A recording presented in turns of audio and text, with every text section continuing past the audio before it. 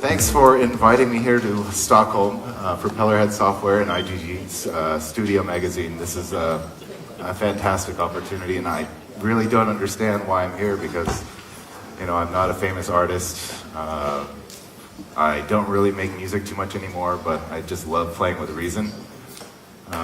My name is Kurt, and you might also know me as Peth on the message boards or from my long history with Propellerhead Software. I've been basically playing around with their product since Rebirth, tooled around with Rebirth and hacked it a little bit and created what they call Rebirth mods. And I apologize in advance because I do not speak any Swedish. So if anyone who needs a Swedish speaker, I suggest going to one of these other seminars. Okay, one of the things, I guess the basic idea behind what I'm going to present here is all about real-time control. Using one of these control surfaces with the sliders and building up your own instrument setups in Reason that give you a little bit more power than just going at it with a mouse. So, for anyone who doesn't have a control surface, there are so many available these days. And you may wonder what kind you want to get. There is, am I allowed to actually endorse someone? Yeah, sure. Am I? Yeah. Okay. If you don't have one, these Korgs are great. And the Novation SL 61s, if you need a larger keyboard, those are fantastic as well. They have aftertouch. So tonight, quickly, we're going to go over with a brief overview of remote and using control surfaces with a combinator. And then I'm going to change it up and show you how to basically build combinator patches. I don't know, has anyone here, can I see a show of hands of people who have actually built their own combinator patches? That's a pretty good number. So for the rest of you, you're either going to be interested or completely bored, so I apologize in advance. There are two different things I'm going to actually build for you. They told me I would have 60 minutes to do this. Now they tell me I have 80. So I was actually just going to throw them up there and demonstrate them, but I decided to actually go through and show you how the whole thing is programmed from the bottom up. I'm going to show you the Crossfader example, which is something that I put up on the Propellerhead's website in their Discovering Reason articles. I'll show you how that's built, and I'll show you a couple of ways you can use that to create like these little DJ effects where you cross between beats, and how to use it as a kind of a dry-wet fader, so you can build your own effects and then sort of mix them in on the fly. Then the other effect I'll show you is what I've called an audio switching effect, which is something, you know, a lot of people I'm sure use Ableton Live. I shouldn't be saying this. There's a feature in Ableton that I always felt was lacking in Reason, so I came up with this little thing which allows you to switch to different audio tracks on beat, on the measure, and I call it the audio switching effect. And I'll show you how that's done. Now, why would you even consider doing something like this? Well, like I said, it's great. Reason's a great tool in the studio, but recently, in the past 6 or so months, I've been going out and using it as a live tool. There are about 8 of us. I'm from California, and there are about 8 of us who meet in San Francisco every so often. We get together and we hook up our laptops. We synchronize in via MIDI. We bring our controllers out and we actually start doing these little live jam sessions. So I thought, man, we're doing some great stuff here, but we're sort of limited. You know, you can only basically go around and play the standard Reason, you know, like as if it were a piano or a synth. It'd be great to actually have like real-time control and where you can do some crazy manipulation and sound. And what I found is in developing these patches, it's actually created this new tool that I can take back to the studio. So I'm building these things where I have real-time control, like not just filter, but like delays, choruses. And I'm coming up with these cool sounds on the fly. But I go back to the studio and I apply those to the tracks, record them, record the automation, and all of a sudden I've got these effects that sound organic and they have a certain life to it. So moving right along, before I get started, are there any questions about what's going to be presented here tonight? Anyone have any last minute decisions to go to one of the Swedish speaking seminars? Okay. Yeah, you need a controller. So, another quick show of hands. Who has a control surface? That's a pretty good number. That's fantastic. So you already know how easy it is to set up remote. I'll just quickly, don't save that. In Reason, for those of you who haven't seen it, what happens is as soon as you get a surface like this chord, you would go to the preferences, and in the preference menu, select the control surfaces and keyboards item, and you would just simply click this auto detect surfaces button, and boom, it finds the chord controller. That's one of the reasons why I recommend the chord, is because it pretty much flawlessly does this every time. No matter, I could go in here and select it and delete it. Click it again, it will automatically find it. All right. And James was actually touching on a few of the features before, where every device in Reason would have mappings. So like you could see, it's the knobs for filter frequency and filter resonance are automatically mapped. And when I touch the controller rotaries on the surface, you can see it.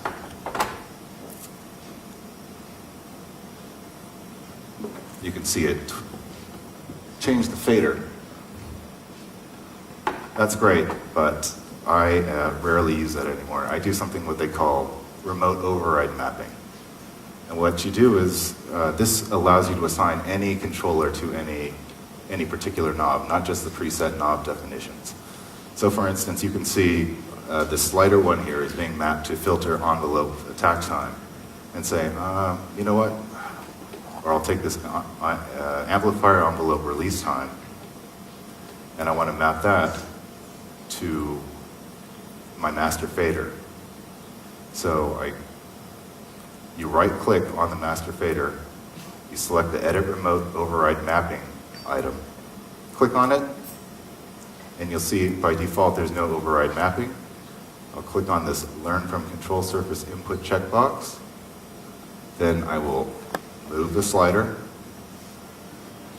and you'll see that MIDI data activity bar on there. Click OK. So now,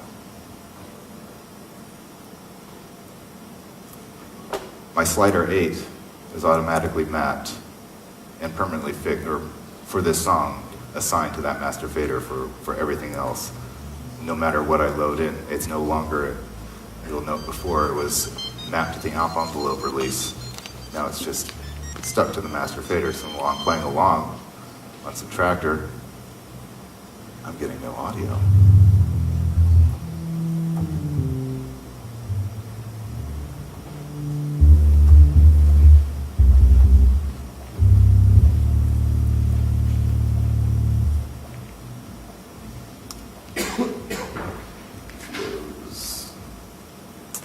Oh dear. There we go. So, at this point, okay, now, so once you have your fader settings all assigned, you can basically assign, like you say you have a certain things that you have habits, like you want to use slider 1 or slider 2 for the filter or filter frequency or filter resonance. You just simply use the override remote mappings and have these all, you go through the process, assign them. And what happens is they'll be saved within this song. Is everyone following that? Otherwise, I'm getting lost here, sorry, I'm still a little jet lagged. Anyways, let me just move right along. what'll happen is you'll be saving these within the song, and then, where was I going with this?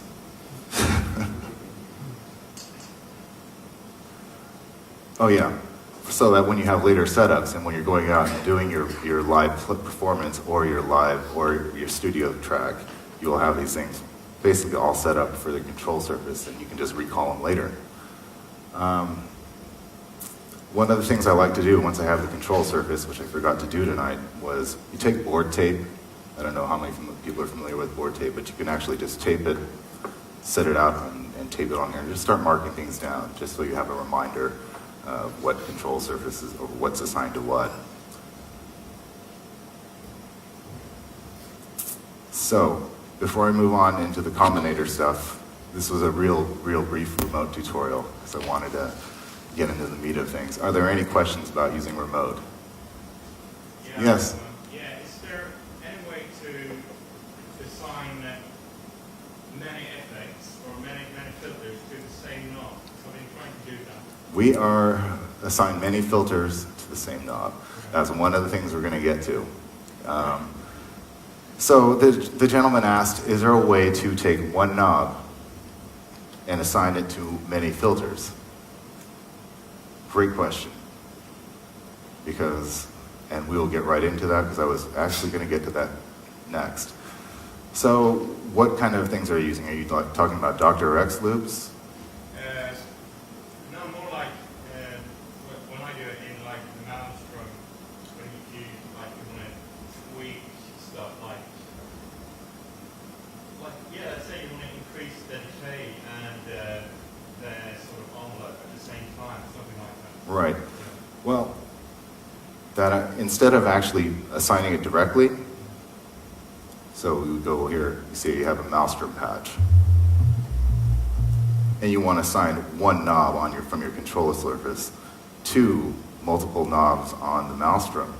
Well, you wouldn't use remote directly with the maelstrom. What we're getting into here is using remote with the combinator and the maelstrom. So what I'll do is, I've created the maelstrom, we'll go and load a patch. We'll find maelstrom patches. We'll take a polysynth, Z-Window, which has a pretty long release and pretty dark filter settings. And so you right click on it, right? And you hit select combine. All right. So now I have the maelstrom assigned within the combinator. It's wrapped there. You click on this, for those of you who haven't programmed anything, this is probably the basics of how to program a combinator patch. So we'll take rotary 1. You'll see here there's a device list under you see maelstrom 1 and the assignments. So you can take rotary 1 and assign it to, say, as you said in your example, filter frequency. Now, great. So I have rotary 1 here assigned to filter frequency B, so you can see here. When I turn rotary 1 on the control surface, it's changing filter frequency B on the maelstrom, as well as rotary 1 on the combinator. So let's go back to this modulation routing program interface. Click on these bottom two, which are assignable sources. You click on the bottom one, which is empty, set to rotary 1. Go over here to the target and select filter A frequency. Use the secondary one, which is rotary 1, secondary assignable programmable one, which is rotary 1, and assign that to, you wanted release time. So oscillator B, release time. So now,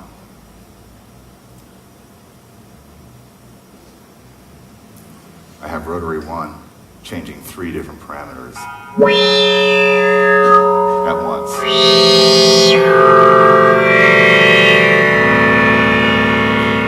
what's kind of cool is you can change patches and you'll still have those same assignments.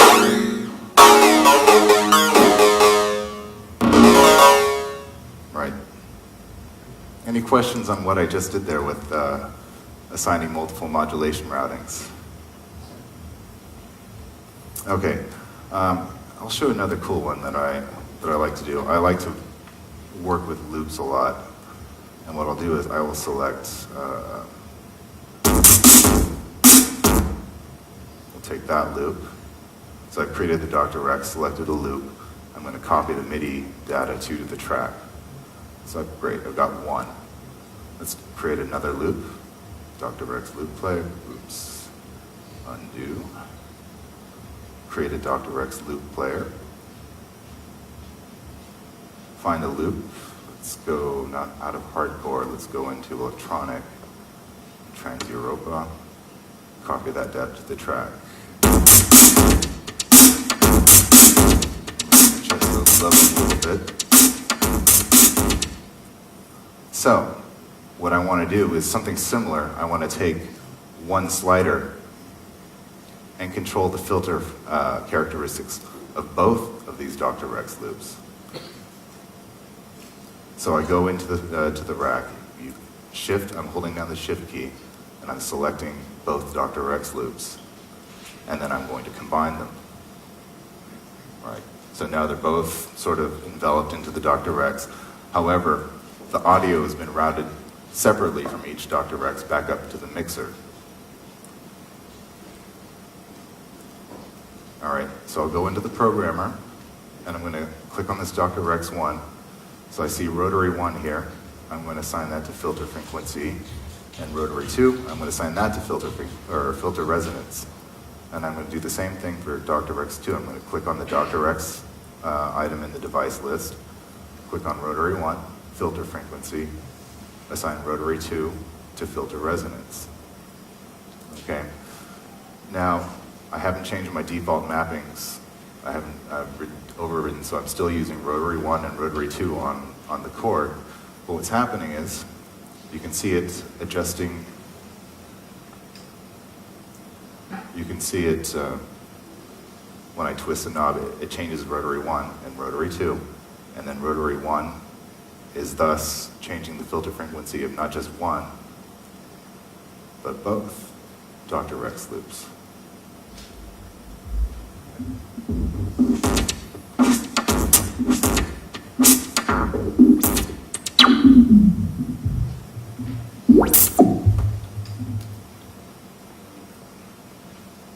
Interesting. All of a sudden you have the power to control so many different things with just one knob. And you're doing things that, previously you'd have to sit here and just sort of look at it and go, oh great, here's the loop, and then just sort of program that in. But then you only had one mouse cursor, and then you had to go back, record it, and do it again one more time. Any questions at this point? Everyone's comfortable with this, right? Okay. Let me close this out. We're going to start fresh here. And let's go back to... Well, thanks for getting me ahead of schedule. Because I basically covered most of what I was going to describe in the combinator presentation here. Multiple simultaneous controls, which allow you to, what you just witnessed, you can control so many different parameters. You can have a whole stack of Dr. Rex players. You can have multiple maelstroms, have them all controlled, all the filters controlled with one filter, or one rotary knob. So, the other thing, which I should have shown you with the Dr. Rex loops, is that one of the things I've discovered while doing these live performances is that the parameter ranges aren't always ideal. 0 to 127 just doesn't quite cut it all the time. Let's go back to those hardcore loops. Sorry if this is a bit loud.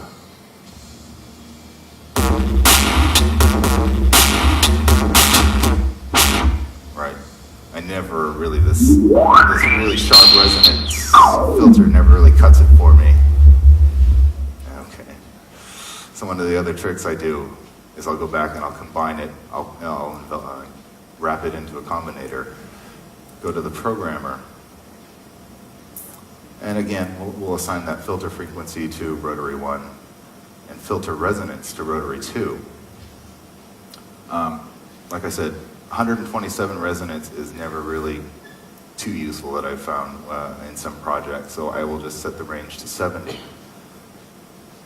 So you'll see rotary 1 and then rotary 2, you'll see the modulation assignments. And in a lot of cases, I like using sliders rather than the rotary encoders, so I will remote override the combinator knobs, right?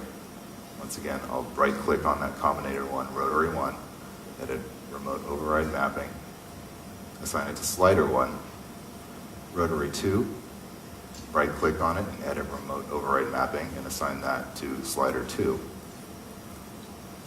Let me rename these, so filter, frequency, and filter, let's call it resonance, or resonane.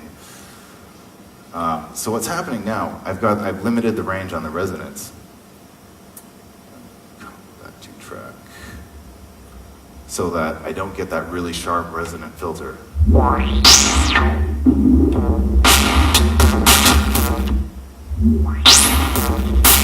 So that when I'm actually playing live, I don't have to constantly remember, oh, I'm not supposed to go past that point right there. I've already set the maximum range limit on my filter resonance. So that's it.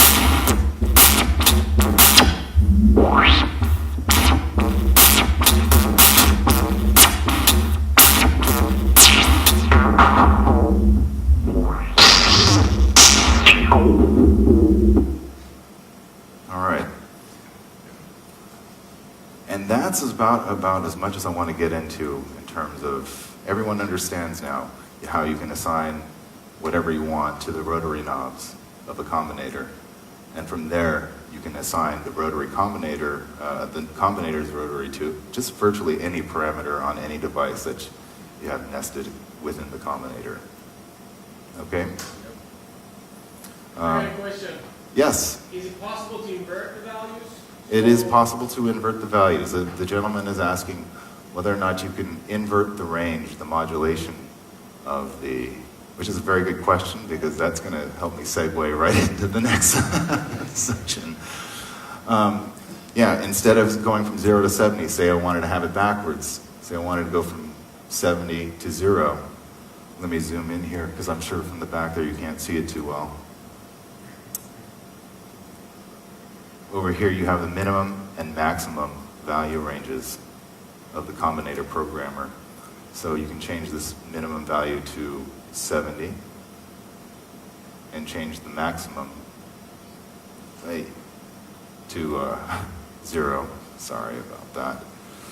So that when I pull the slider back, it goes up to 70. When I push it up, it goes down to 0.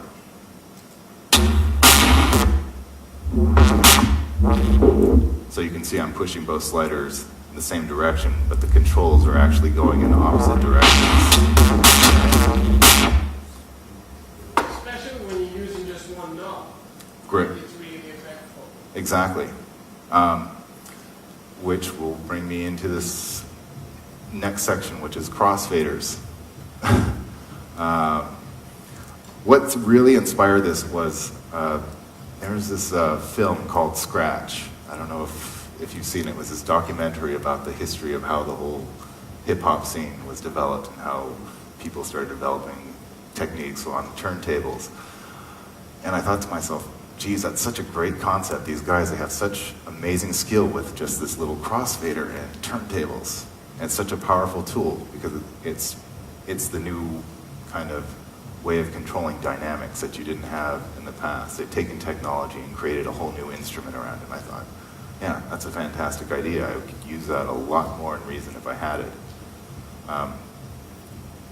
And like I said, this is something that I've explored before and presented on the Propellerheads website. There are two ways you can build a crossfader. The first way is to take one knob and assign it with an invert modulation to two faders, so that one fader goes up while the other fader goes down. So, and then you would hook up basically two audio sources to those two channels on two different faders. One slider is crossfading between each of them. But there was a problem that I discovered, that when you hit it midway, the levels from both channels sort of dip down. So you don't get the smooth transition. It goes, you have a loud signal, then when you switch it to mid, both signals kind of sound quieter. And then when you flip it all the way over to the other side, the loudness picks up again. Which, I thought, well, that's not really practical. There's no real practical use of that. Because you're kind of losing the effect of segueing from one device, one sound, audio source to another. So what I figured out was that instead of using the faders, use the pan pots as attenuators. So you might be wondering, why would you use pan pots as attenuators? One of the features of the pan pots is to keep a constant power between both channels as you're panning from the right side to the left side. So, wow. Who's got polka music? So, how are we doing here? So we're going to go, we'll quickly move out of this.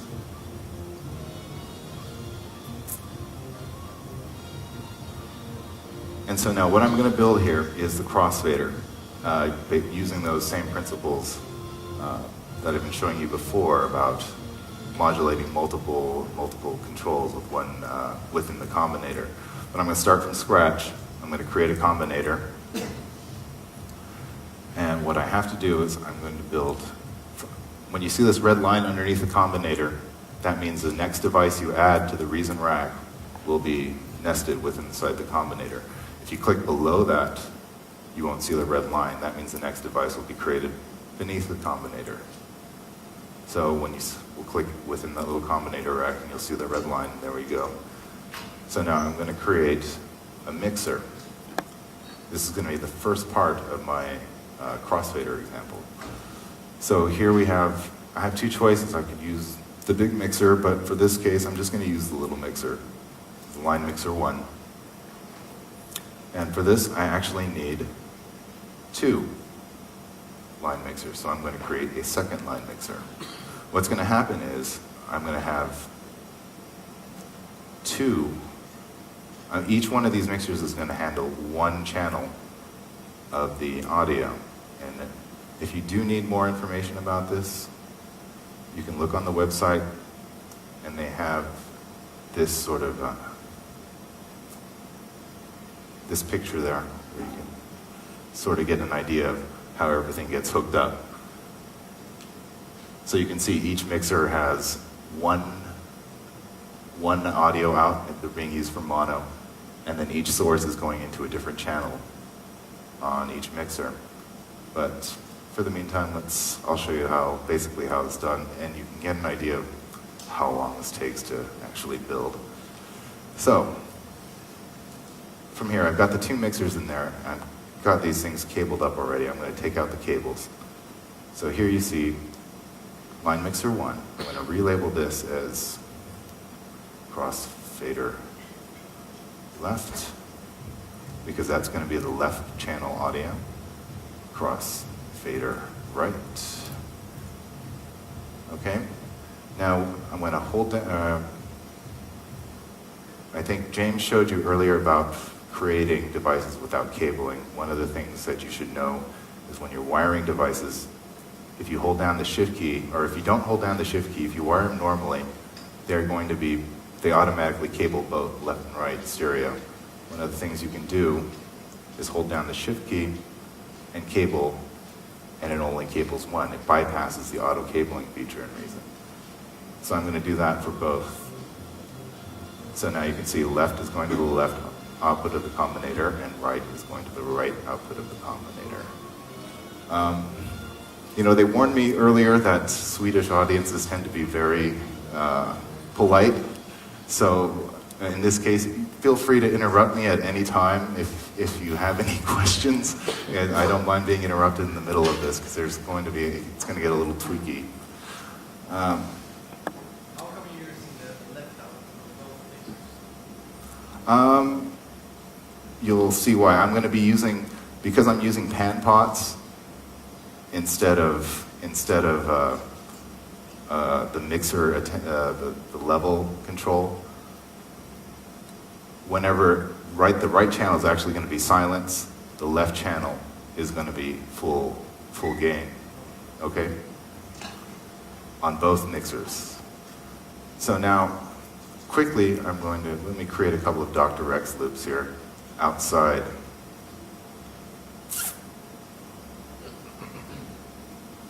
Let's go find something else here. Let's do some house music. Dr. Rex drum loops, house. Loop while A. Copy that 2-track. I'm going to create another one. Dr. Rex loop player, load the loop. 27th. Copy that 2-track. So quickly, I created a couple Dr. Rex loop players and extracted the MIDI slices, and they're kind of there and they're all set to go. But they're not cabled up, so you will not hear any audio. Even though you should hear some audio. Okay. Now, this is where it gets a little tricky. Once again, I'm using just the left channel. So, the left channel from the Dr. Rex player, I'm going to assign over here to the left input 1. And then from the Dr. Rex 2, I'm going to assign to channel 2 just the left input. I'm holding down the shift key so that I don't get the auto cabling feature. I'm going to take the right channel and connect it to the left channel of the right mixer. And same thing with the right channel from that second Dr. Rex. Assign it to that right channel. Okay.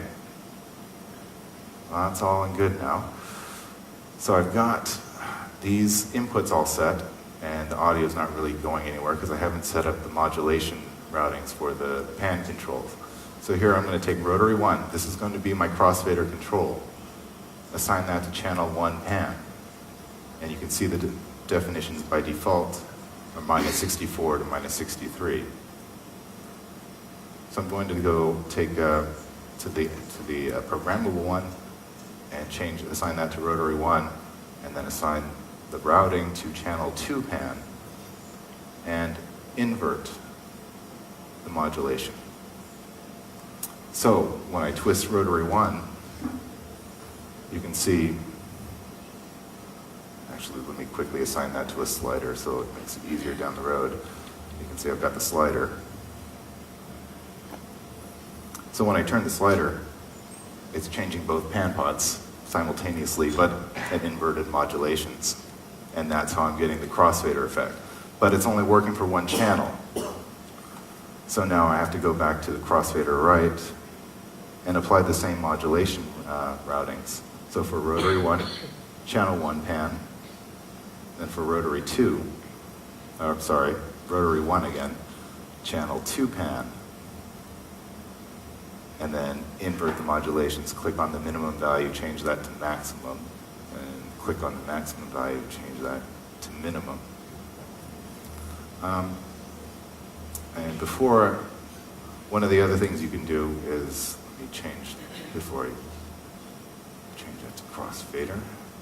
One of the other things you can do, likewise, is we'll take rotary 4, assign that to master level on both, so that you can also have a sort of a control for complete fade outs.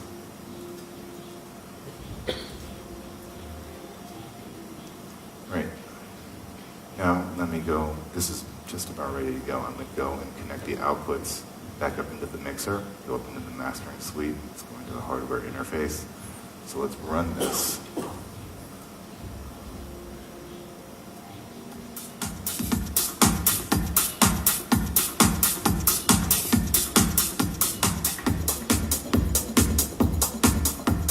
So you can hear, that's not exactly the greatest example of crossfading, but you can hear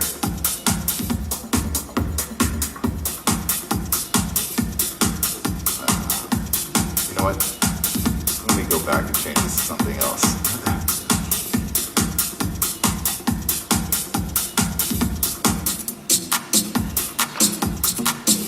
Okay, there we go. So here's the first Dr. Rex loop, Dr. Rex 1. And when I hit the crossfader, I'm switching into Dr. Rex 2. So now I've got these two loops going. Now I can actually go and start creating these new hybrids of both loops that are in real time with little segues.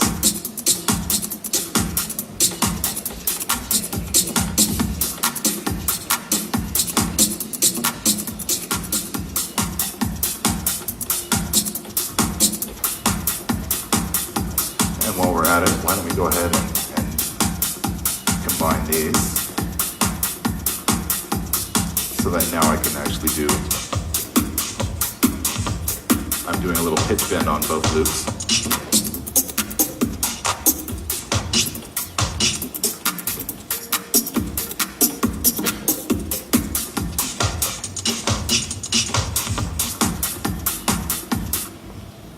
Okay, so that's basically the idea. So now you've got two different sources. Now you have this new way of taking multiple loops and creating new variations of the dynamics between and sounds between both loops. You can take elements and what you'll notice is it's got that certain feel. It's got the feel of someone actually there on the fader instead of just something that's pre-sequenced. Are there any questions up to this point? Not exactly a question, but I guess you got me spinning here. Yeah. I was thinking you could take a matrix with curve out with warps. Absolutely. You could take the LFO output and put into the rotary ones and what was in. Right. You could make some really crazy crossfading effects. Exactly. Automated. You can actually, we can take this.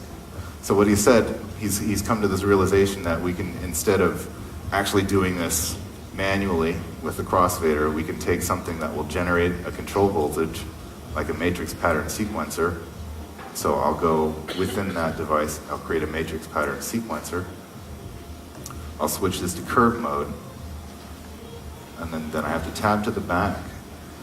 You'll see it automatically cabled. I don't want those, so I will remove those control voltage cables. But I do want the curves control voltage. I'm going to assign that to rotary 1, which is our crossfader control. And I'm going to switch this to bipolar mode rather than unipolar. I'll leave this centered at 0.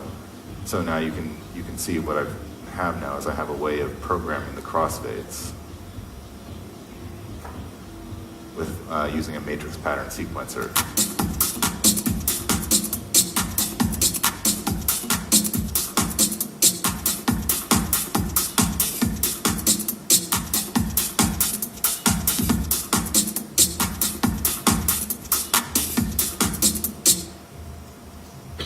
Right? And yeah, you can use LFOs, you can tempo sync them, and so you have ramps, or you can use completely random LFO and come up with some really crazy, things that are happening without your control. And it's actually a great way to come up with new ideas or just find some new inspiration without actually having to do anything.